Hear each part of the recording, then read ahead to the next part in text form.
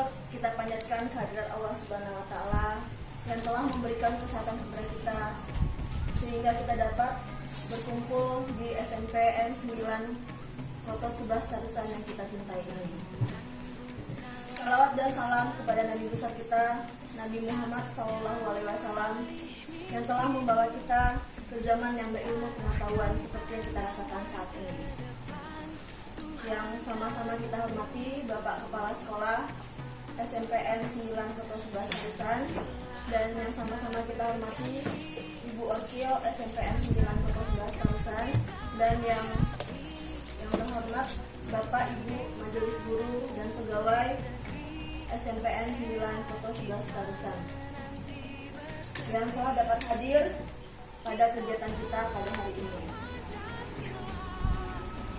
Adapun kegiatan kita pada hari ini antara lain, yang pertama itu adalah sosialisasi guru penggerak, yang mana sosialisasi filosofi pemikiran Ki Hajar Dewantara dan budaya positif di SMP Negeri 9 Kotot 11 Tarusan, atau dipresentasikan oleh narasumber kita Bapak Tommy Desputra SPD. Kepada Bapak Tommy Desputra kita persilakan. Assalamualaikum warahmatullahi wabarakatuh. Bapak dan Ibu, segala puji dan salam saya tumpahkan kepada moderator sebelumnya. Serta Bapak Ibu, pada pagi hari ini saya akan mempresentasikan yaitu tentang sosialisasi filosofi pemikiran Ki Hajar Dewantara dan budaya positif di SMP Negeri 9 Kotot 11 Tarusan. Bapak dan Ibu semua, perkenalkan nama saya Tommy Desputra. Saya adalah calon putra angkatan 4 Kabupaten Pesisir Selatan. Bapak dan Ibu, mungkin semua sudah mengenal siapa itu Ki Hajar Dewantara. Beliau adalah Bapak Pendidikan. Apa untuk kembali pemikiran Ki Hajar Dewantara kita kenal. Biasanya kita fokus kepada kurikulum saja, tapi hari ini rupanya Ki Hajar Dewantara telah mempergunakan Merdeka Belajar. Hari ini kita kan fokus pada Merdeka Belajar ya. Kita Merdeka Belajar, rupanya Ki Hajar Dewantara telah mendahului. Dan ini tidak bisa pelajari ketika kita kuliah. Dan saat pelaksanaan guru penggerak, ya banyak sekali ilmu yang saya dapatkan. Pertama kali mungkin pemerintah mengadakan pembelajaran untuk guru secara rutin, ya, secara rutin dan terus-menerus selama 9 bulan. Bapak Ibu, di sini kami hanya mempelajari baru modul 1 namanya. Ada 3 modul selama 9 bulan, dan modul 1 ini harus disosialisasikan kepada guru-guru yang ada di sekolah.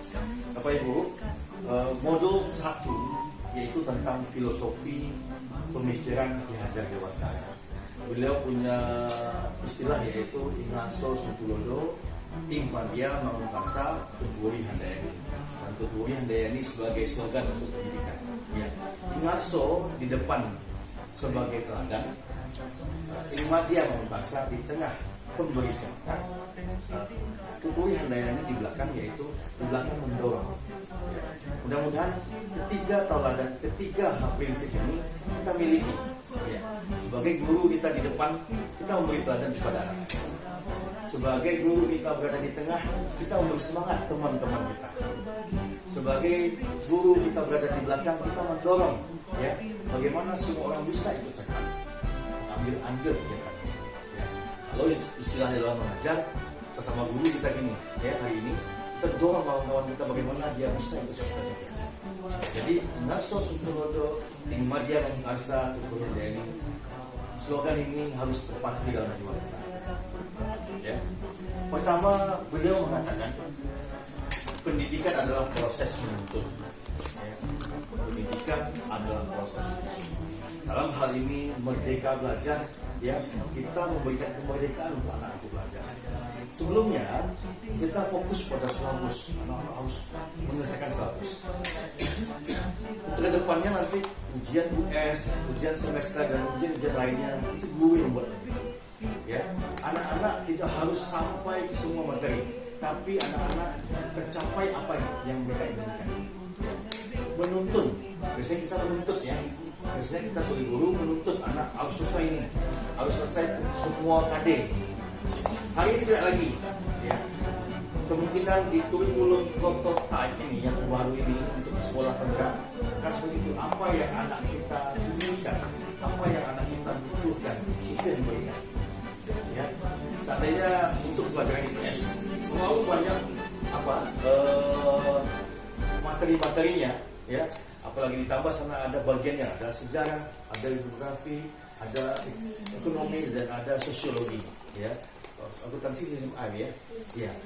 Maka di sana terlalu padat materi. Apa di IPA saya juga pernah lihat materi IPA ini pun tebal-tebal, ya. Bahasa Inggris paling enak ya, Bu. Bahasa Inggris paling enak ya. 1 KD itu sama 3 bulan. 1 kali 3 bulan dan itu kewalahan mencari materinya. Ya, mencari materi kewalahan. Ya. Jadi di kelas kita harapkan anak-anak kita nggak harus mencapai keseluruhannya, karena semuanya akan memiliki berbeda-beda. Bapak Ibu perlu dipahami, kita anak-anak kita maupun kita adalah pribadi yang unik. Kita punya perbedaan-perbedaan dan itu yang unik. Ya. Jadi seandainya saya mampu untuk tik atau juga praktikum, tak bisa dipaksakan pada orang. Ya, karena semua orang itu belum tentu bisa yang kita mampu. Jadi jangan dipaksakan. Makanya saya selama di SMP 6 pun, SMP 9 pun tidak pernah menyuruh guru ini harus begini. Kalau nggak mampu kita nggak masalah. Cuma sampai di situ kemampuannya. Proses menuntun, bagaimana kita menuntun anak, ya. Anak itu memiliki kodrat yaitu bermain. Ya, kamu aja.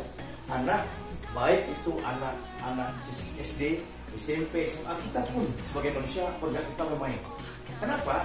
Contoh baru mulai kita motong tanah bermain namanya Bapak Ibu, ya. Ya. Kadang-kadang dalam sebuah seminar pasti kita suka ice breaking, ya. Ada ice breaking terlebih dahulu. Karena kita punya kodrat kita bermain. Anak-anak pun seperti itu punya bermain.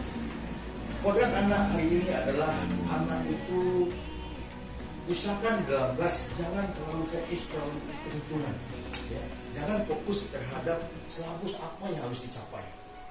Cuma untuk tahun ini mungkin belum bisa juga, ya, karena kita dituntut juga harus menyelesaikan kurikulum karena soal kita masih di dinas pendidikan, ya. Dan ini diajarkan untuk guru-guru di seluruh Indonesia. Dan itu adalah program dari Kemendikbud.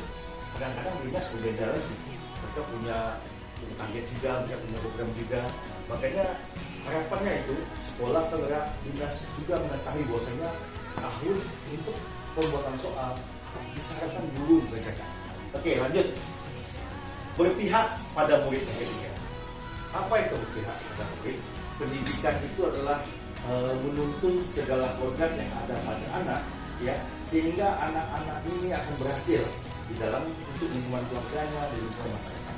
Ini kita harapkan. Ya. Ki Hajar membedakan ada pendidikan, ada pengajaran. Oh, biasanya mengajar atau mendidik, Bu? Mengajar banyak. Iya. Ada pendidik, ada sedikit-sedikit, ya. Tapi kebanyakan kita adalah mengajar banyak. Ya, anak-anak kita diajar, tapi lupa mendidik. Kapan mendidik? Supaya saat mengajar ada juga informasi untuk mendidik. Ada juga nasihat-nasihat. Nasihat-nasihat itu mendidik, ya. Kadang-kadang awak lupa di sekolah datang ke situ, mungkin udah di sini, ya. Ya, sekolah lain kayak usulan, ya. Maka di sini kita ngajar hanya datang ke sekolah untuk mengajar saja. Itu pahit. Anak yang bermasalah, anak yang apa, tidak kita ketahui atau tidak kita itu. Jadi ada ilmu mendidik, ada ilmu mengajar. Pengajaran menurut Ki Hajar adalah memberikan ilmu, sedangkan mendidik adalah menuntun mereka untuk mencapai apa yang mereka ciptakan. Harusnya dalam belajar itu setiap anak tidak semua bisa mencapai apa yang kita harapkan. Apa Ibu? Contoh, ikan di mana kalau bisa berenang? Pasti air. Bisa tidak kita suruh dia manjat pohon? Dia nggak bisa. Jadi kalau ada anak mampu, jangan dipaksakan juga, ya.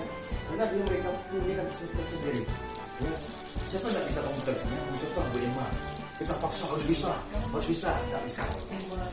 Ya, nggak bisa. Jadi semua punya keunikan masing-masing, semua berbeda masing-masing. saya punya keunikan dan saya tentu belum tentu sama dengan Pak Agung. Pak Agung dia bisa ke laut, bisa berenang, saya nggak bisa berenang. Ya, itu nggak bisa dipaksakan. Saya suruh berenang nggak, berenang juga Pak Agung. Ya, tapi alhamdulillah selama berapa tahun, 10 tahun, 11 tahun di lautan, alhamdulillah aman ya. Berpihak pada murid di sini adalah semua pembelajaran, semua materi itu usahakan apa yang anak kita inginkan. Ya, jadi contohnya gini, berpihak pada murid itu, Bu, hari ini kita nggak usah diskusi terus ya Bu. Ya, saya inginnya tanya jawab aja Bu. Kalau ada anak seperti itu, dalam koridor juga kita kasih, boleh hari ini kita tanya jawab. Bu, di dalam kelas terus Bu, kita belajar di luar itu mana Bu? Ya, tentu ada koridornya. Bukan Bu, kita belajar di apa? Di bawahnya kita nggak terlalu jauh nanti ya. Tapi dalam koridor mana yang bisa kita laksanakan? Bu, saya bosan dalam Bu, boleh nggak kita kelabur aja Bu? Ya, boleh seperti kita berpihak pada apa yang anak inginkan kita. Apa yang anak inginkan kita. Nah, contohnya Bapak IPS tentang alam misalnya, dia laut, ya tentang laut. Jadi bawa ke laut boleh, alhamdulillah. Laut kita dekat.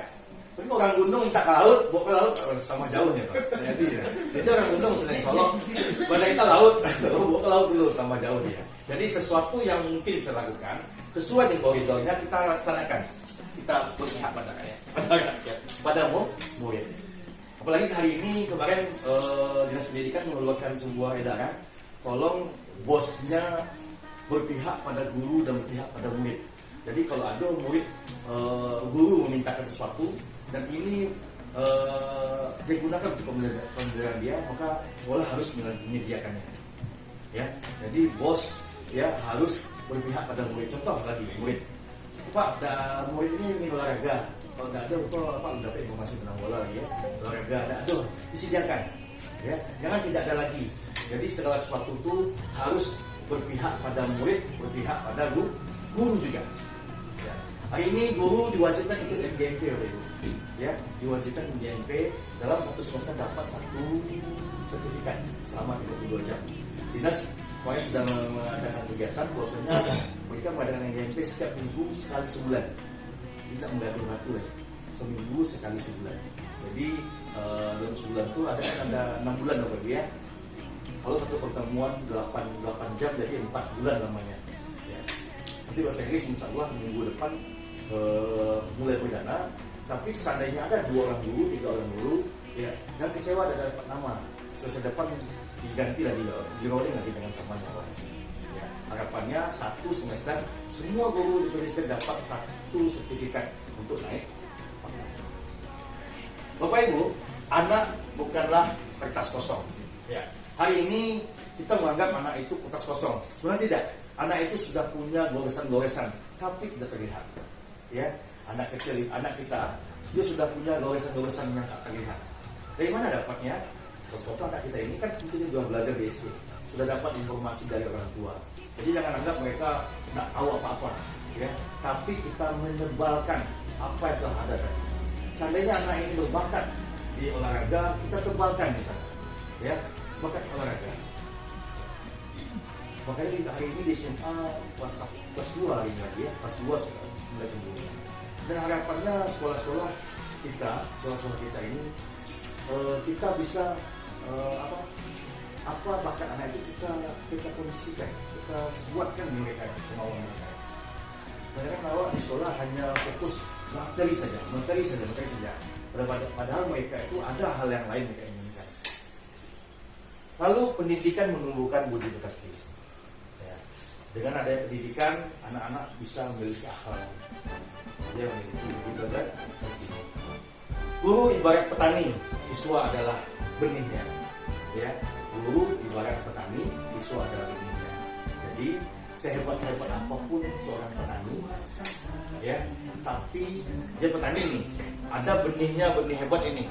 Tapi Pak petani tak pernah memberi pupuk, tidak pernah memberi disiram apa benihnya, maka anak tadi tidak akan muncul dia. Ya, walaupun dia jagungnya, benihnya berasal dari benih super, ya, maka kalau tidak diberi tempat yang baik, tempatnya apa? Sekolah. Ladangnya adalah sekolah. Pupuknya, airnya, maka anak tersebut tidak akan muncul dia menjadi tumbuhan baru yang hebat. Di sini beliau mengatakan, artinya apa? Artinya adalah guru adalah pusat di sekolah ini. Ya, guru adalah pusat sekolah ini. Maka gurulah yang membentuk anak, ya, gurulah menjadikan mau jadi apa anak. Kalau kita super cuek, kalau kita hanya mengajar saja, maka anak akan seperti itu juga. Ya, kalau kami di sebelumnya mungkin karena super cuek juga, super cuek. Ibu di sekolah ingin pulang aja karena udah sore nanti pulangnya ya. Makanya anak-anak seperti itu juga. Tapi sini saya luar biasa. Saya nggak pernah teman-teman lain, tapi saya lihat anak-anak patuh, ya, anak patuh dan ketika belajar nggak ada yang heboh, ya. Cuma kami ada kayak simpai kayak gitu ya. Seperti itu ada. Tapi kan ada yang ini ada juga. Pasti juga ada kasih.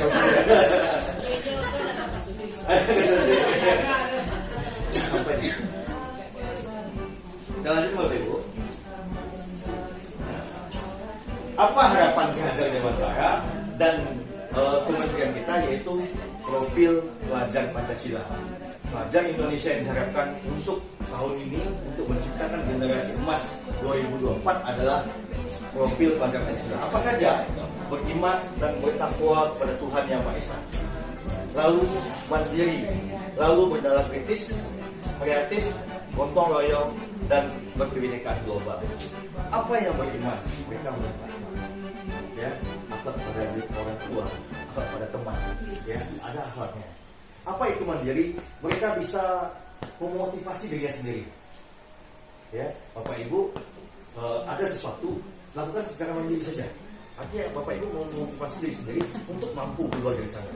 Ya, maksudnya yang biasa belajar dengan zona nyaman, tolonglah, cobalah mencari sesuatu hal yang baru. Ya, cobalah cari hal yang baru. Mungkin seperti Bu Susan ya, Bu Susan ya, BK ya, ya Bu Susan. Saya kasih tantangan baru lah, kelola anak, didata semua anak itu, data semua anak. Jadi dalam kurikulum 2006 dulu ada untuk menguasai kelas kita harus mengenal anak. Untuk mencintai kelas, mencintai anak, kita harus kenal dia dulu. Ya. Hari ini saya minta kepada Ibu Susan sama Bu Ya, tolonglah seluruh anak di teli, semua anak walaupun tak masalah teli semuanya. Apa permasalahan mereka? Boleh itu. Semua anak kalau dapat satu hari 2 atau 3 orang anak dapat diselesaikan. Bukan diselesaikan, dapat didata bagaimana orang tuanya, bagaimana kondisinya. Kadang-kadang kami disuruh nyalu kok lewat ada anak miskin, ya, anak mampu. Kami nampak dia saja lupa di dalam itu mana kan tusuk dalam itu.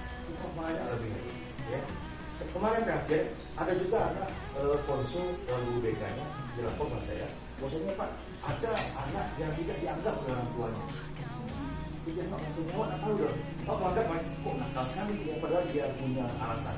Dia punya alasan kenapa dia bisa nakal seperti itu. Ya, ya ada problema. Yang tentunya kita sebagai guru BK mampu untuk mengkonsul mereka.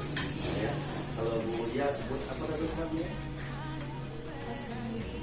Nah, yang namanya punya anak asuh ya, punya anak asuh. Mandiri, membangunkan diri sendiri ya, memotivasi diri sendiri untuk mengajarkan hal-hal yang baru.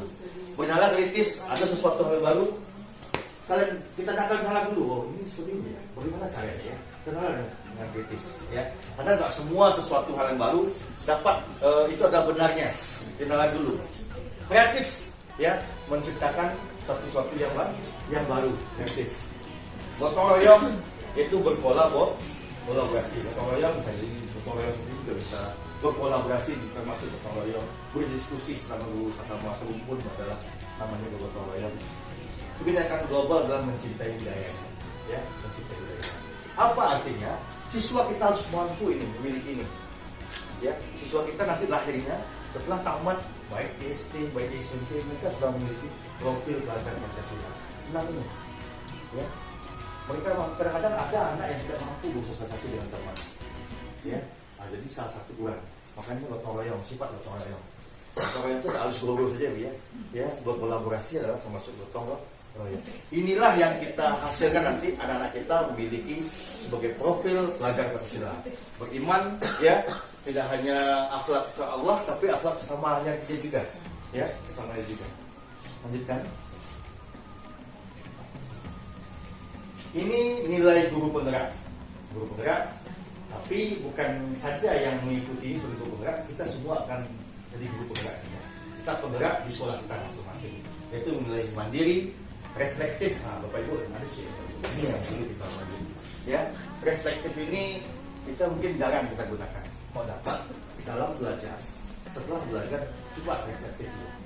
Coba hari ini kita refleksi dulu apa yang kalian hadapi pada hari ini.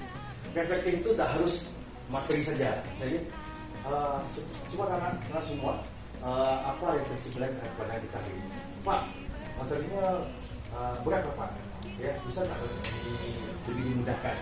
Tidak harus sesuatu hal yang materi, tapi Bu besok boleh tidak diganti caranya Bu? Gitu. Jadi harapan kita anak-anak mampu untuk mengeluarkan pendapat. Kadang-kadang kalau berpendapat awal dari kan, ya. Kadang-kadang dari sinilah orang-orang kritis itu, orang-orang yang mampu bicara itu dari sini datangnya. Tapi kalau dia bicara, kalau dia bicara agak melenceng, kita arah. Kolaboratif, kerjasama, inovatif, dan berpihak pada murid. Jadi seorang guru harus mampu berpihak pada murid. Itu jangan anak berpendapat dia omelin terus. Ya. Apa perannya menjadi pemimpin pembelajaran? Nah, kalau pemimpin pembelajaran, dia menguasai silabus materi-materinya, ya, menguasai materi yang dia ajarkan. Lalu menggerakkan komunitas praktisi, ya. Dia harapkan guru penggerak mampu menggerakkan, misalnya dia mampu di MGMP, mampu di KKG dan lain-lainnya, di praktisi, atau di dinas pendidikan dia mampu, ya. Artinya mampu sini adalah dia punya ide bagaimana praktisi ini digerakkannya, ya. Mungkin sebagiannya kalau saya ada di MGMP karena sudah di pengurus bisa melaksanakan ini, ya. Menjadi coach bagi guru lain. Seperti hari ini saya coach hari ini, Bapak Ibu memberi materi kepada kawan-kawan adalah coach. Sudah ada yang menjadi peserta di sini. Jadi pembicara belum. Oh, coba lagi. Ya, coba lagi. Menjadi belum lagi. Dari moderator baru. Ya, coba lagi menjadi coach bagi guru lain. Tidak harus seperti ini, ya. Kadang-kadang dalam satu kelompok MGP kecil di sekolah bisa jadi coach sama, ya.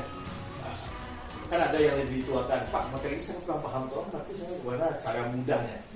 Tentunya kita karena baru masuk di sekolah dan masih muda, kadang-kadang orang yang lebih tua lebih banyak pengalamannya. Jadi coach bagi guru lain. Lalu mendorong kolaborasi ini, ya, kolaborasi, mampu berkolaborasi dengan siapa saja. Harapannya guru penggerak, coba kita hapus itu, guru mampu berkolaborasi dengan siapa saja, ya. Lalu mewujudkan kepemimpinan murid.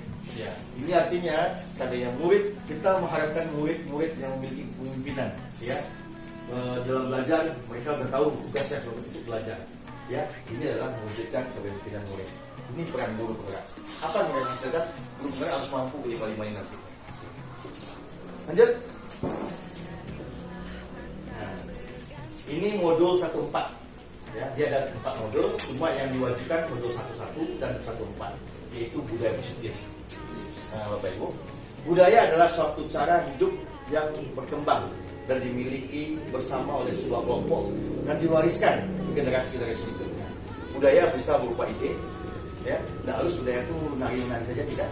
Ya, ada ide, ada berupa kegiatan, aktivitas, ya. Budaya kita contohnya ada seni, ya. Seni, lalu artefak benda. Jadi budaya itu, kalau ide bukan budaya juga, ya. Ide merupakan sebuah budaya. Ini kita munculkan hari ini, budaya positif. Ada peraturan kelas. Sudah ada tidak Bapak Ibu kalau awal-awal masuk langsung buat peraturan kelas? Ada tidak buat kesepakatan kelas? Nah, kalau dapat bukan peraturan kelas, kita buat lagi kesepakatan kelas. Apa bedanya? Kalau peraturan kelas kita yang buat aturan, ya, kita yang membuat aturan. Kalau dapat kita membuat apa tadi? Kesepakatan kelas. Apa itu artinya? Sama-sama kita membuat sama-sama peraturan, aturan, tapi kita jalankan secara bersama-sama. Contohnya apa? Contohnya kalau dapat di awal-awal semester, nanti kalau belum ada kalian kalau mengerjakan, besok masuk buat dulu kesepakatan kelas. Bukan aturan kelas ya, bukan aturan ya, bukan peraturan tapi kesepakatan kelas. Contoh seperti ini, misalnya belajar tepat waktu. Guru pun seperti itu, tepat waktu maksudnya. Kita harus belajar tepat waktu. Apalagi menghargai pendapat, misalnya menghargai pendapat teman lain. Waktu kawan berpendapat salah, jangan disoraki. Hargai. Jadi sama-sama kita buat pendapat yang cuma ditempel. Tempel sepakatan kelas dan dia. Masing-masing kita punya Pak, beda-beda lagi Pak. Masing-masing guru punya kesempatan kelas juga boleh. Nanti kalau saya kebiasaan, saya buatkan di belakang papan tulis, lalu mereka tulis di belakang apanya, di belakang bukunya. Nanti saya lupa, coba buka buku saya. Apa kesempatan bulan kemarin? Ya, contohnya terlambat berapa menit? Kita buat terlambat 5 menit boleh. Nah, kalau anak di mana? Ada konsekuensinya. Peraturan kelas dibuat, di atasnya ada keyakinan kelas. Ya, ada lingkungan positif dan ada budaya positif. Budaya positiflah yang kita lahirkan nanti. Ya, jadi kalau budaya positif itu awak tak meminta anak lagi. Kita tidak meminta anak lagi untuk gini tak, tapi mereka sudah lahir dengan dirinya sendiri. Lahir dari dirinya. Contoh keyakinan kelas. Contohnya apa? Ya, peraturan kelas biasanya menjaga kebersihan. Apa keyakinan kelasnya? Kalau bersih kita nyaman. Ya, kita sehat untuk kesehatan. Ya, untuk kesehatan. Contoh lagi memakai masker dalam kelas. Keyakinannya apa? Apa yang kamu yakini dengan memakai masker? Aturannya adalah memakai masker, cuci tangan, itu aturan. Tapi keyakinan apa yang kamu pahami? Dengan memakai masker apa keyakinan? Maksudnya dengan memakai masker kita selamat. Adanya selamat. Contohnya, di sini ada 3 motivasi perilaku manusia. Pertama, motivasi eksternal. Ya, ini untuk menghindari kenyamanan atau hukuman. Apa yang akan terjadi pada saya tidak lakukannya? Contoh kita ada aturan. Lalu kalau tidak lakukan apa yang terjadi pada saya? Ini adalah motivasi eksternal dari dirinya. Lalu kedua, apa yang akan saya dapatkan apabila saya lakukannya? Kalau saya mengikuti perintah itu, apa yang saya dapatkan? Itu adalah motivasi eksternal. Ada keinginan yang ingin dia dapatkan. Contoh, kamu salatlah. Dia tidak ada keinginan dari dirinya sendiri. Ini internal, ini dari eksternal.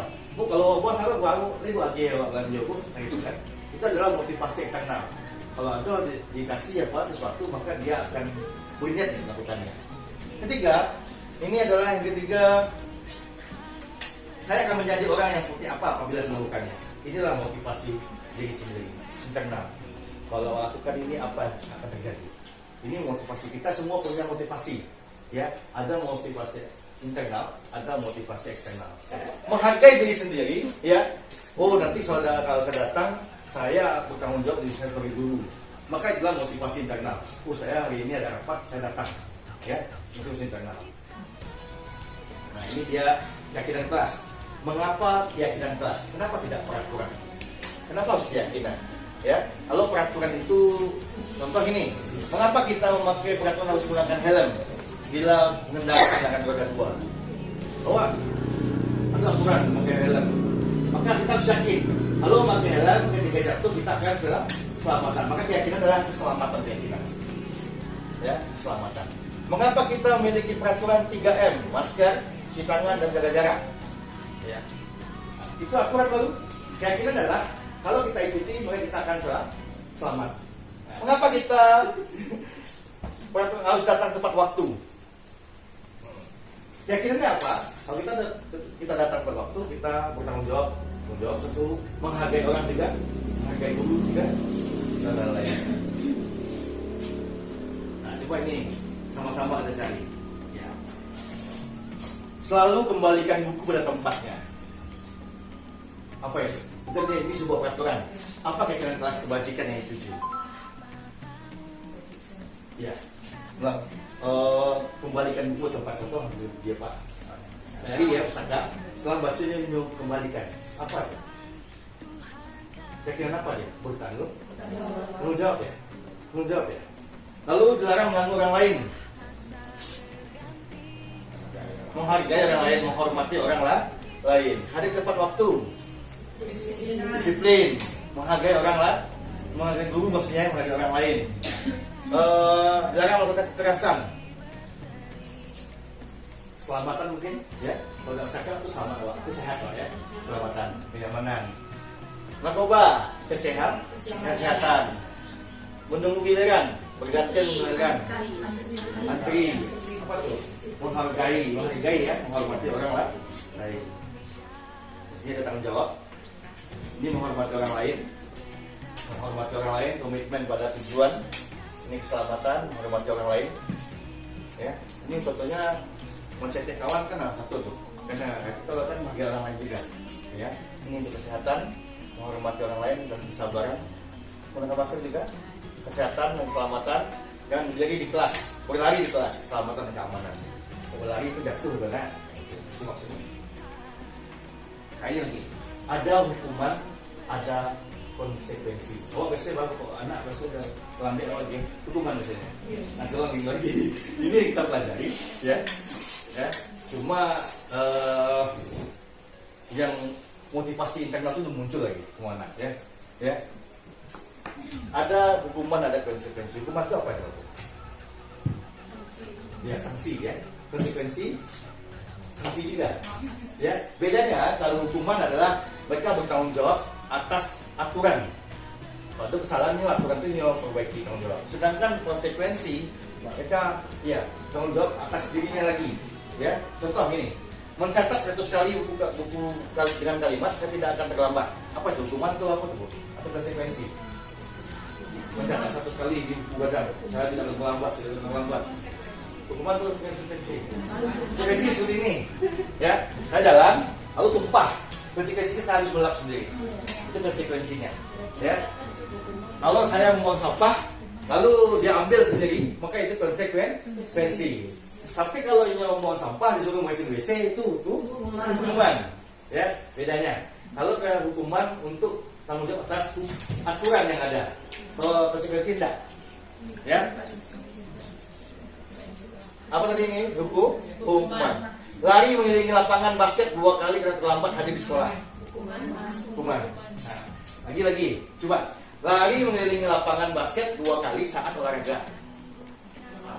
Nah, itu konsekuensi. Karena kalau olahraga boleh lari. Ya. Nah. Next. Murid diminta untuk push up. Mana dia? Nih. Push up adalah hukuman. Menggantikan kertas tugas teman yang telah dicoret-coret. Konsekuensi. Kalau rusak punya kawan tentu ganti, ya. Itu konsekuensinya, mengganti. Membersihkan tumpahan dari meja tulis meja dengan tersenggol pada saat belajar. Konsekuensi. Meminta murid tidak mengenakan sepatu seharian di sekolah. Nah, tuh, seandainya tidak ada apa benar suka sepatunya, ya. Tidak mengenakan sepatu hitam. Itu hukuman itu. Ya, hukuman tak pakai sepatu. Ya, hukuman. Lari nih ke lapangan ini sudah ada, ya. Ini adalah pada PJOK disebut dengan konsekuensi. Bapak Ibu, anak kita melakukan sesuatu pasti punya alasan, ya. Di sini ada kebutuhan manusia, dasar manusia. Ada subdefault, ada kebebasan, penguasaan, cinta kasih dan sayang, dan kesenangan. Semua kita ada 5 ini, ya. Apa subdefault itu adalah untuk bertahan hidup, contoh makan, minum, ya, sandang, pangan, apapun termasuk subdefault. Kita butuh itu semua, itu kebutuhan manusia. Yang kedua, kebebasan, ya, bebas berekspresi, bebas menggunakan pakaian, ya. Oh, pingin kan kalau pingin pakai baju bebas boleh enggak? Itu kita punya kebutuhan itu, ya, kebebasan. Atau lagi dalam kelas, ya, ada anak tuh tidak suka dikasih aturan, ya, karena mereka punya kebutuhan dasar untuk bebas, ya. Cinta dan kasih sayang, ya. Ini adalah anak itu butuh dipuji juga, butuh dikasih sayang juga. Oh, kadang-kadang mesti kasih sayang juga. Aku dari ayahnya, dari ibu orang tuanya, ya. Kesenangan, ya. Kesenangan, mungkin main handphone, main game adalah kesenangan, ya.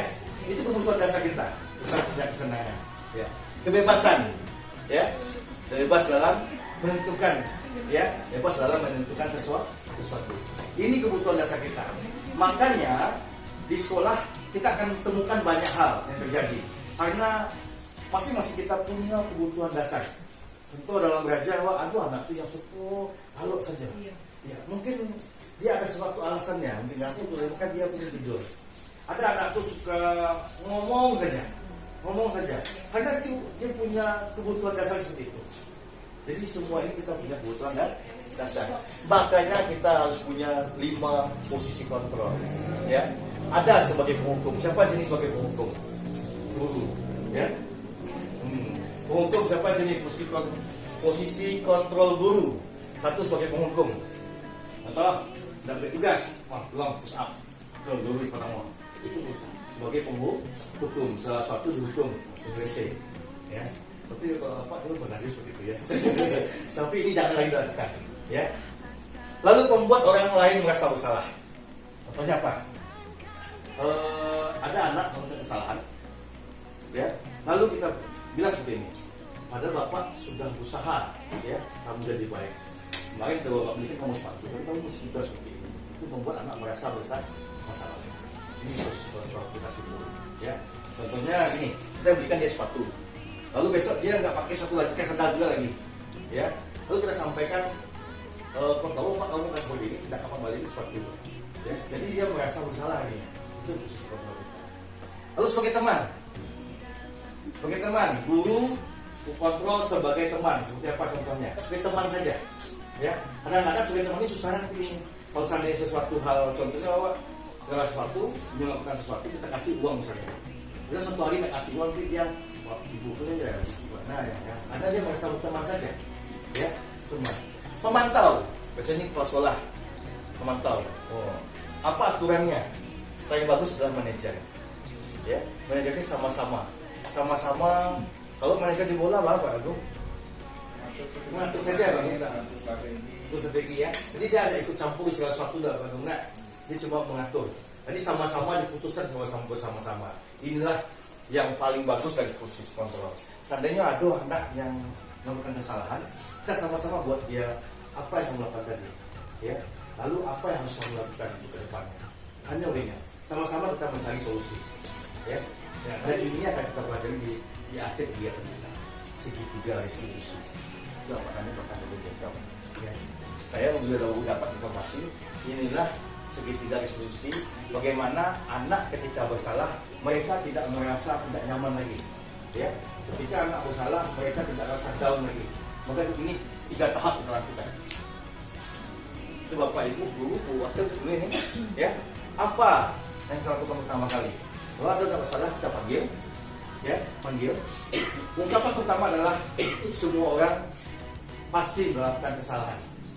Semua orang tidak ada yang sempurna. Termasuk kamu hari ini melakukan kesalahan. Itu adalah menstabilkan identitas. Namanya menstabilkan identitas. Lalu yang kedua, validasi tindakan yang salah. Kenapa kamu melakukan ini? Apa alasan kamu terlambat? Pak, bawa tadi ke Hawit, Pak. Pembagian, Pak. Oh, lumayan, Pak. Tentu mereka punya alasan. Kok terlambat? Saya tadi malam aku organ di rumah, Pak. Tentu dia punya alasan. Karena orang tidak tahu. Jadi seluruh sesuatu itu punya alasan. Kemudian aku kan tiba terlambat, nak. Jadi nak, pasti ada alasan. Ya, dia tak ke dinas. Oh, tak tahu dong tiba-tiba kok terlambat ya. Kita marahi dia langsung ya. Tentu dia merasa down ya. Maka ini kita cobakan. Kalau kita tanyakan semua anak salah itu dia merasa tidak apa dah. Kalau semua waang saya, asal dia kasih kuman. Tapi coba kalau itu tanyakan dulu, ya, tidak ada manusia yang tidak luput dari salah. Yang kedua, apa alasan kamu melakukan kesalahan? Tentu dia punya alasan. Ada yang punya alasan dah, ya. Dalam belajar, dia main handphone misalnya dalam kelas, tentu dia punya alasan. Dia bosan dengan gurunya. Materinya itu kayak dosen. Pasang lama ya jawab, lama nih. Dia bosan. Jika ada bosan. Kalau bosan tentunya kita sebagai guru berubah dirinya.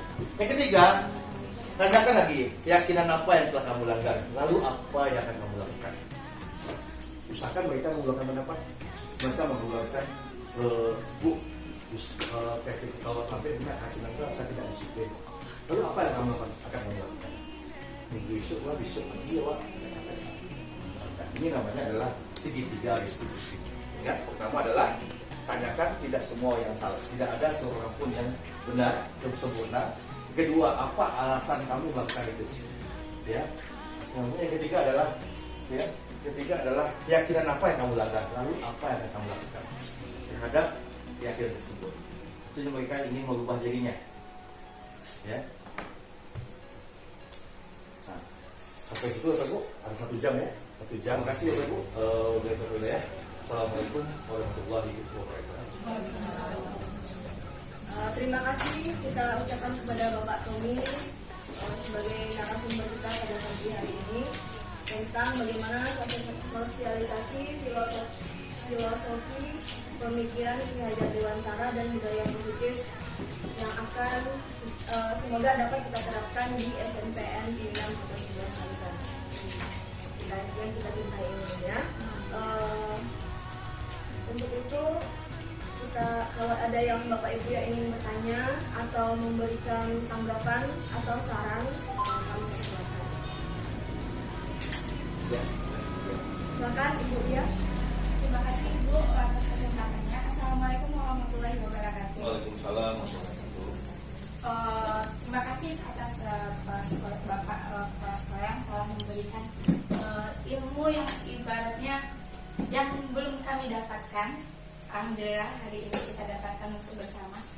Tapi betul juga tadi ada Bapak menjelaskan nilai guru penggerak atau Bapak reflektif. Ya. Itu saya pernah melakukan dalam kelas. Karena apa? Sebelumnya saya pernah mengikuti kelas itu temu pendidik Nusantara. Oh, ya. Di sana juga dijelaskan kita sebagai guru di era sekarang kita nggak boleh mendikte siswa. Kita harus betul seperti yang Bapak bilang tadi, kita harus bikin kesepakatan kita bersama. Karena apa? Kebutuhan siswa itu berbeda-beda, moodnya juga berbeda-beda. Untuk menerima materi pun dia juga berbeda-beda. Di era ini kita harus bisa memberikan, gimana kita tidak mendikte siswa, itu kita meminta bagaimana dia enak untuk menerima materi, bagaimana dia mampu dengan nyaman, itu boleh kita nanyakan. Saya di sekolah lama itu pernah melakukan minta kesepakatan dengan siswa. Kita hari ini membahas ini. Enaknya kita di ruangan apa di luar? Yang penting Ananda nyaman. Yang penting Ananda bisa menerimanya. Saya pernah itu melakukannya itu di luar ruangan itu secara order. Di sana seperti ibaratnya bermain sambil belajar. Kita bermain, cuman kita tidak lepas dari konteks yang bakal kita kasih materi yang kita berikan kepada siswa, tapi dengan cara kolaborasi itu dengan bermain. Itu yang waktu itu saya dapatkan pas temu guru pendidik. Jadi kita nggak harus mendikte siswa, kita nggak harus apa yang harus kita kasih siswa harus dapat, tidak. Karena apa? Di era sekarang kebutuhan dan penerimaan juga berbeda-beda. Seperti yang Bapak bilang tadi, siswa karena punya masalah pribadi masing-masing, belum tentu dia belum siap untuk datang ke sekolah atau dia punya masalah. Kita tuntut siswa harus seperti ini. Tentu dia akan ibaratnya bakal keluar, bakal ngantuk, tidur, atau dilakukan hal-hal yang sebenarnya dia butuh perhatian. Kita perhatian kenapa dia seperti itu. Itu satu Pak. Saya juga pernah melakukan itu dalam kelas. Saya kasih siswa itu kertas warna-warni. Saya tanya setelah memberikan, kalau di BK itu layanan informasi. Setelah saya berikan layanan informasi, saya berikan kertas warna-warni kepada siswa. Coba Ananda tuliskan apa yang Ananda dapat hari ini dan apa Ananda bawa pulang. Apakah Ananda nyaman dengan kondisi ini? Saya kasih satu-satu sehingga saya menemukan siswa saya tidak nyaman, saya ngantuk. Jadi karena semua siswa itu pasti berbeda tadi. Dia ada masalah, kenapa dia ngantuk? Kenapa dia bosan? Kenapa dia benci dengan ibu? Kenapa dia tidak suka? Itu adalah penilaian untuk diri kita untuk memperbaiki. Karena kondisi anak itu berbeda-beda tadi. Jadi kita di situ kita bisa cara trik apa lagi yang akan saya lakukan untuk menghilangkan kebosanan tadi. Bagaimana anak menerima itu dengan senang, anak itu menerima dengan paham, walaupun materi yang kita sampaikan itu sedikit. Cukup sekian dari pengalaman yang saya dapat. Terima kasih atas kesempatannya. Assalamualaikum.